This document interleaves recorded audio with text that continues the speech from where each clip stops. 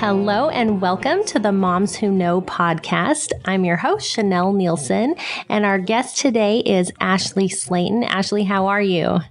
Great, thank you. Good. I'm so glad you're here with me. Yeah, I'm excited to be here. Great. Well, let me tell you a little bit about Ashley before we get started. Ashley is a mother of 3 cute kids. Ashley is a personal friend, and I know her and her kids who I love. Ashley works as a pediatric nurse. She mainly works with babies with heart defects, and she just loves on them and works with them and has such a tender spot in her heart towards them. Ashley likes to read, and she admits that she stays up way too late reading. And Ashley is someone who I love to talk to because she's always thinking and has different perspectives on things. And it's awesome to have a friend like that who really kind of opens your eyes and helps you see things in a different way. Now, I mentioned Ashley has 3 kids. Ashley is a homeschool mom who never thought that she would homeschool. So, Ashley, to start off, can you tell us a little bit about how you decided to go down this homeschooling route and how you decided that that was going to be how you taught your kids? All right. Well, so I had 3 kids in 3.5 years. Didn't totally plan it that way, and it was kind of a lot for me to handle. And I was working, and it was a lot. And so while I sincerely enjoyed my children,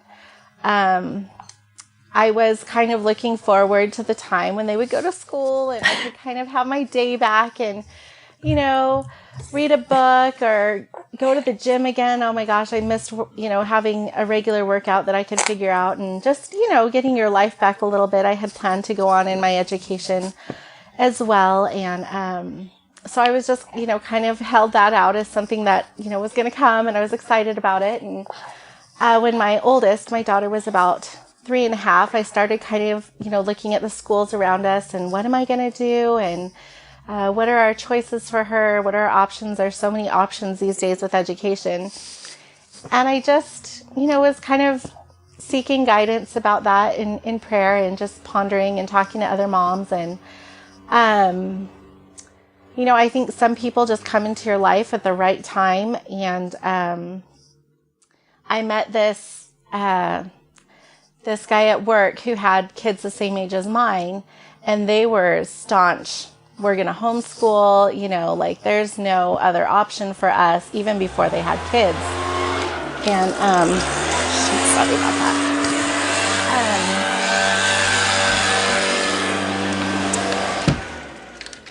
And, the more I thought he was crazy, and the more we just kind of talked, and he sparked this curiosity in me, and so I started reading more and more about homeschooling. I am not kidding. I probably read 30 different books just about different methods and different philosophies, and I really started to feel like, wow, this is what I'm going to do.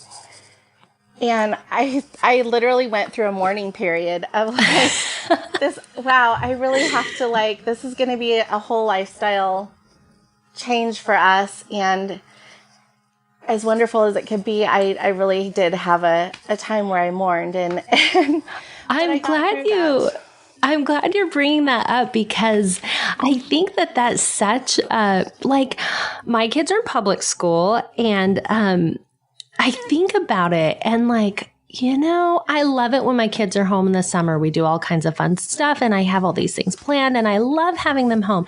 But when school starts again, I love it when they go back to school. I love having that time. It's awesome.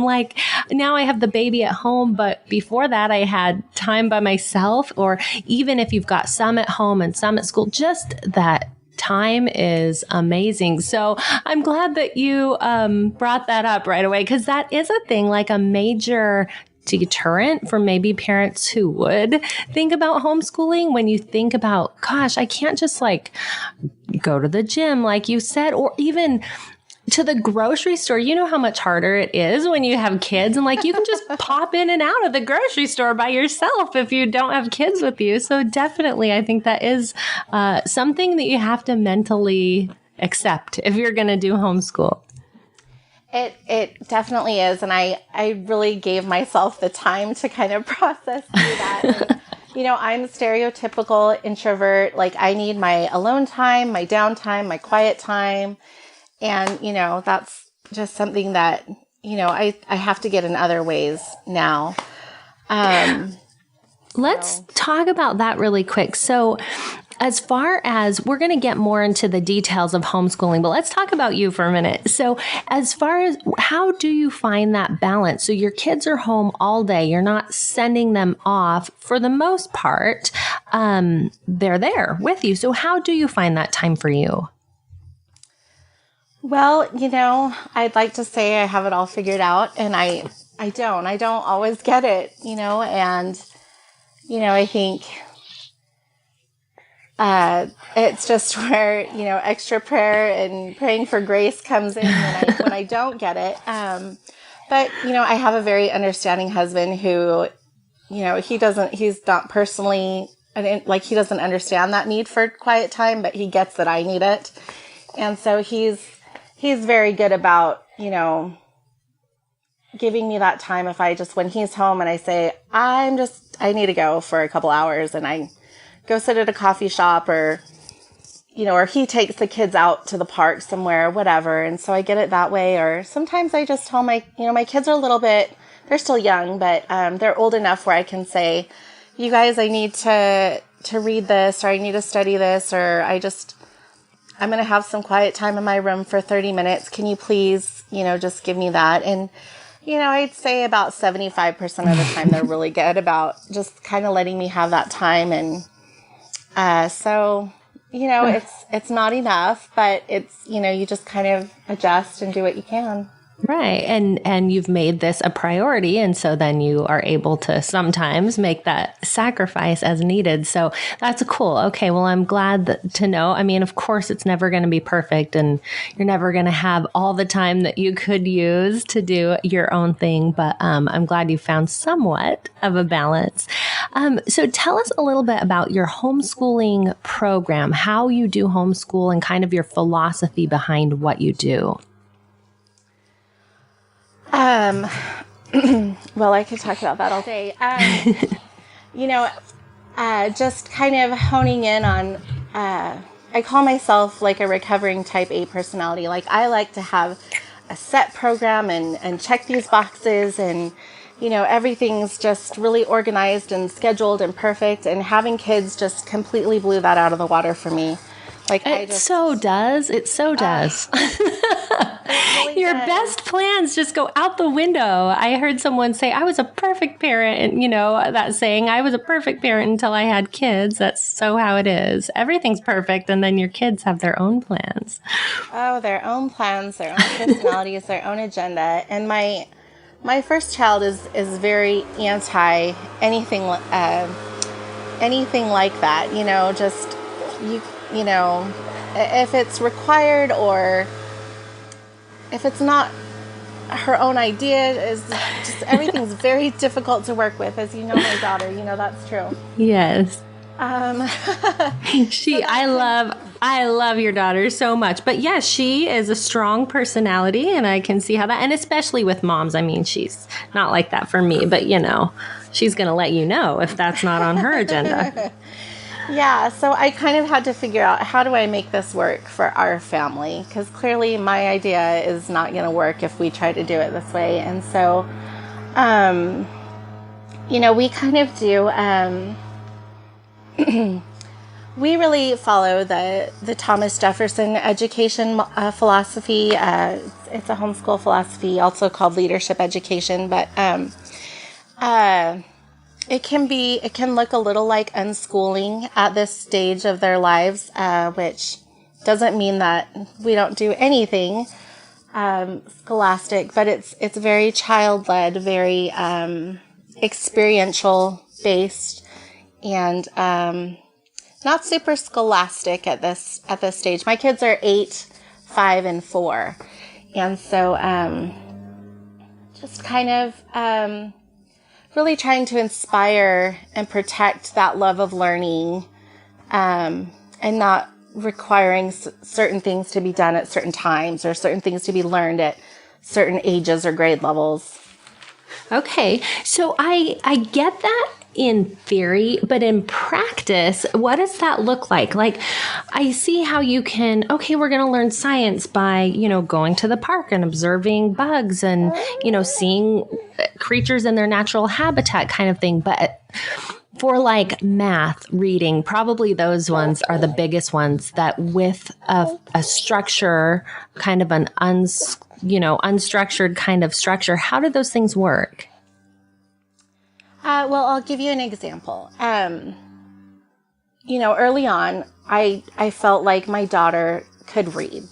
I felt like she had the ability to do so. She was there. She could read. And so I told her, okay, you know what? Every day we're going to work on reading and writing a little bit, and it'll be fun, and we'll do it together, and it'll be great. And of course, she completely, I think it went great the first day. And then after that, I was like kicking and screaming and I don't want to do that. And, really just whatever. So after a couple days, I just thought, okay, whatever. I'm not going to do this. This is not what I had envisioned. I'm not sure what my new plan is, but I'm just going to take a break.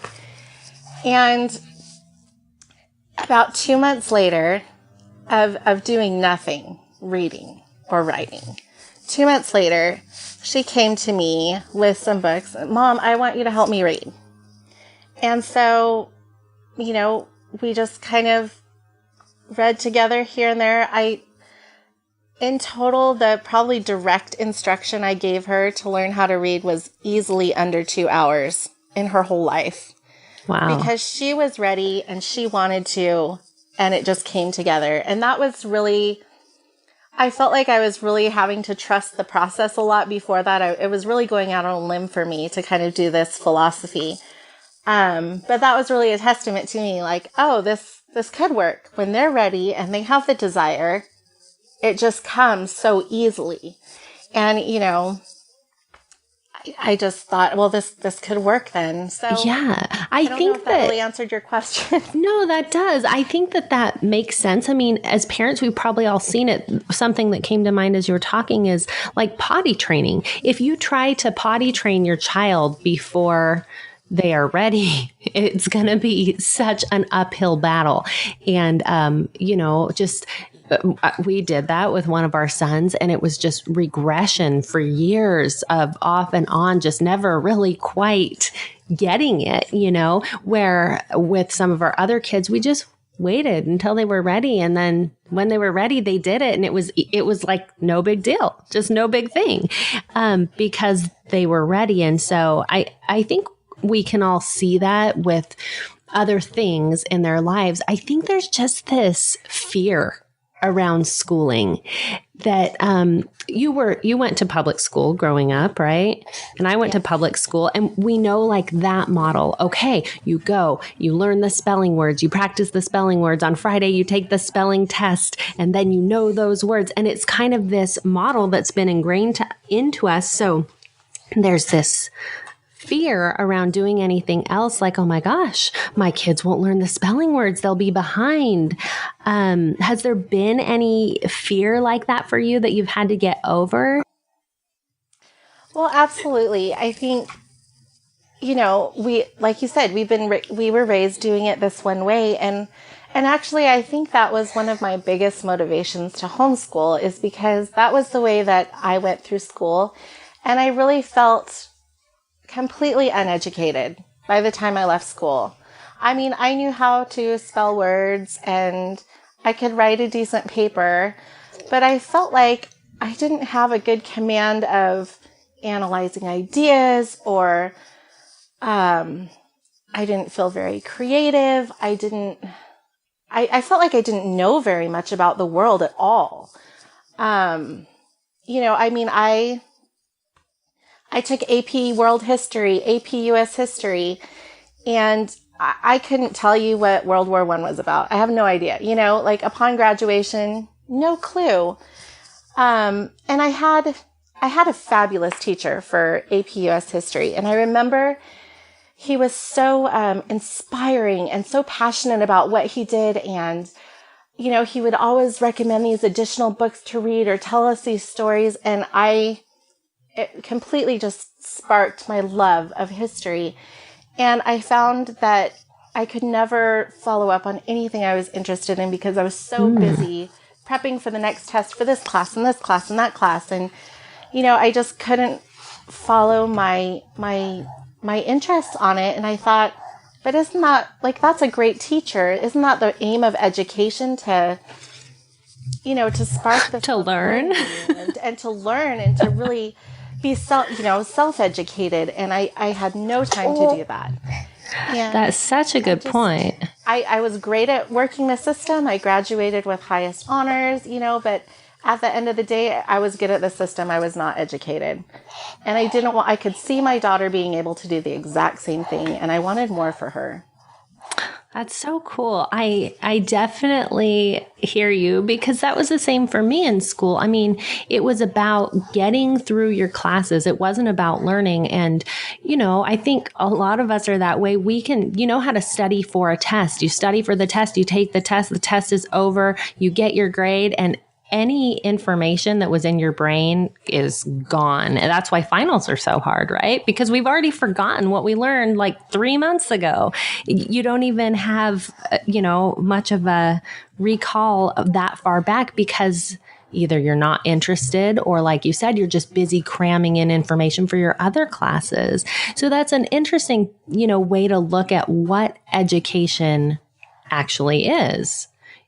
Right. And I feel like if you are taught, you were talking about the fear of, they're in first grade and they still don't know X, Y, and Z. And I really feel like if you teach them how to learn and give them, or not even give them, but foster in them a passion for learning and they know how to find the information out, they're going to do it themselves at some point when they're ready. And I think being ready also includes the emotional being ready. A lot of times we can do things intellectually before we're emotionally ready to process that. And so I think, you have to have both to really be educated.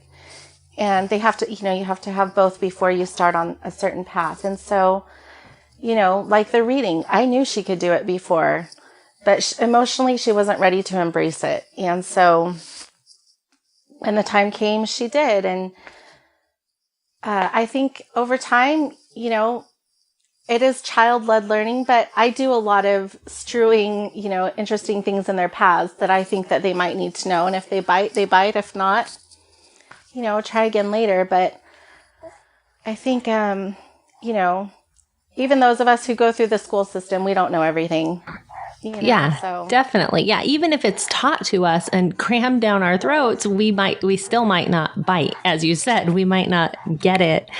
So, as you were talking, I was thinking I was a business major in college and I just got a degree to get a degree. Basically, I knew I was going to be a stay-at-home mom and I just wanted that degree. And so I was taking the test without really being concerned about necessarily a business education.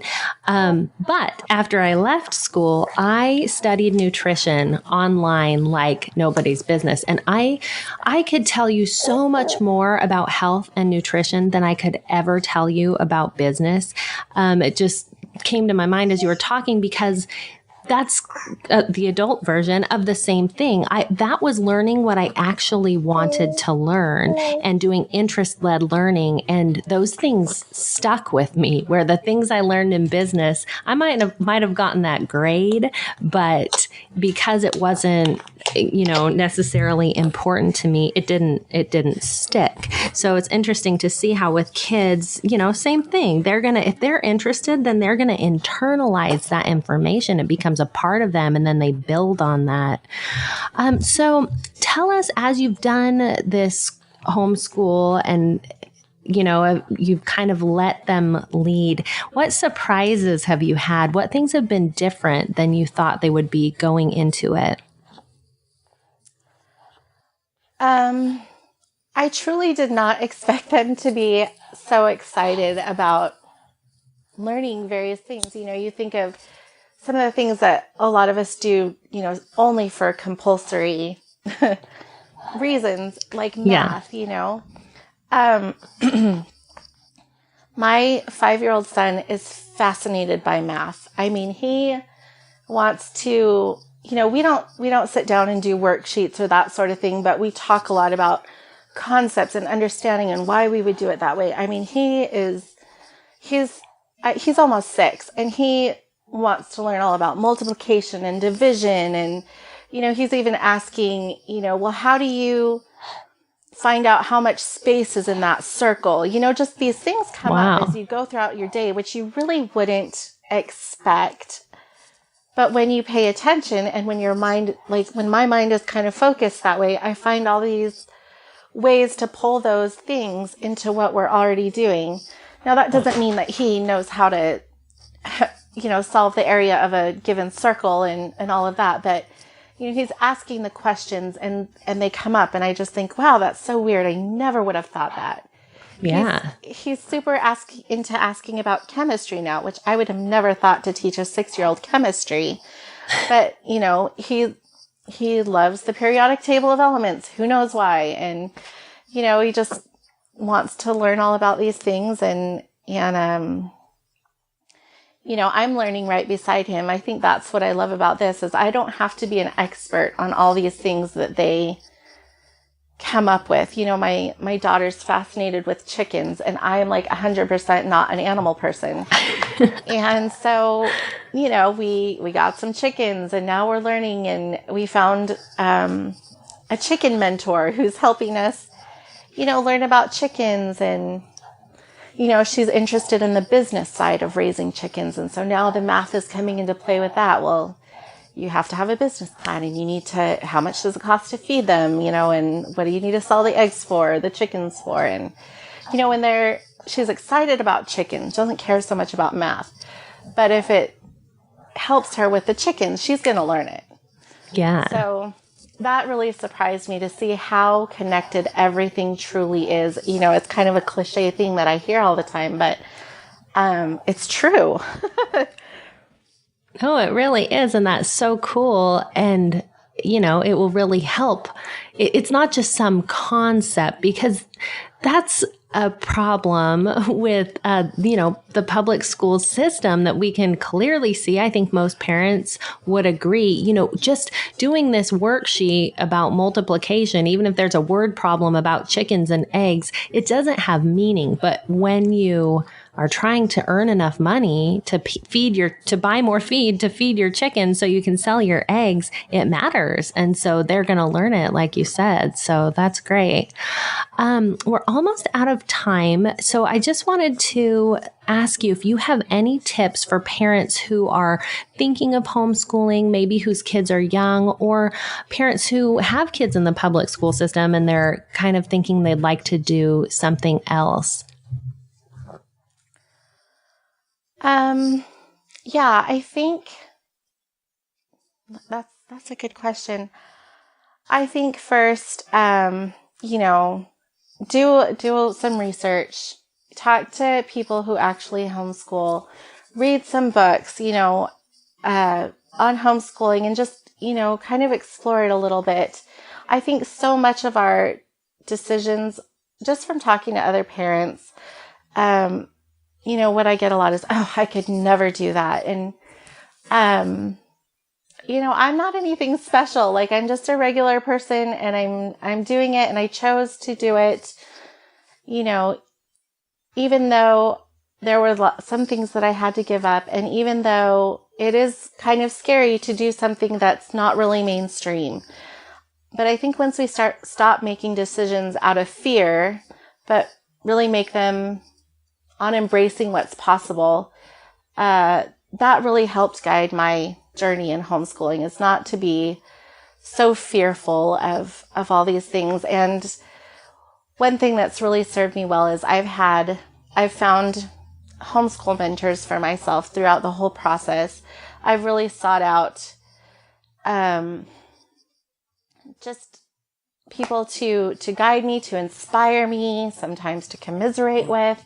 And that has really been helpful. And also just, big picture, viewing life as a big picture. Does it really matter if you have a good grasp on calculus? As, maybe it does and maybe it doesn't, but what are you passionate about? What do you aim to do with that education? What do your children aim to do with that education? They have a purpose in life, and what is that? They know, deep down inside, and you're just there to foster it and help them along their journey. There's so much freedom in homeschooling, and I think that's another great benefit is you're so free to do so much.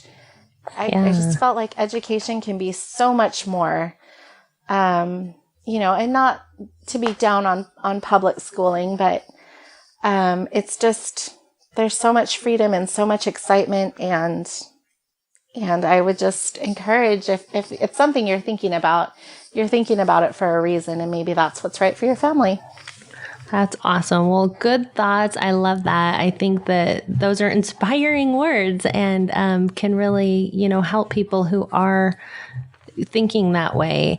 Your kids are lucky to have you, and we are lucky that you were here with us today. So thank you so much, Ashley. It's been really good talking to you, and thanks everyone for being here. We'll see you next time. Bye.